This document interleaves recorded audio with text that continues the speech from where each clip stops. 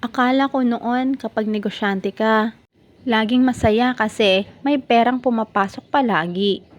Ganon ang tingin ko dati sa mga may negosyo. Marahil ganon pa rin ang pananaw ng ibang tao hanggang ngayon.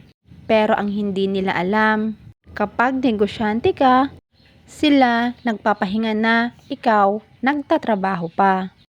Ikaw gising na ng madaling araw para kumayod. Sila sarapan ng tulog. Kapag negosyante ka, uunahin mo ang negosyo mo kaysa pansariling gala at luho mo.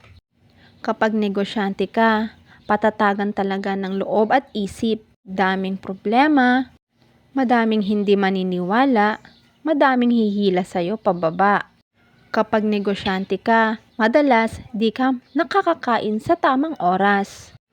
Kapag negosyante ka, minsan wala kang time maligo o mag-ayos sa sarili mo.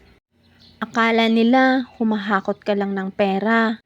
Pero ang hindi alam ng karamihan, puyat, pagod, at stress ka na. Para lang ma-maintain ang negosyo mo at magampanan ang mga responsibilidad mo. Kaya sa mga negosyante dyan, small or big businessman yan. Sobrang hanga ako sa inyo.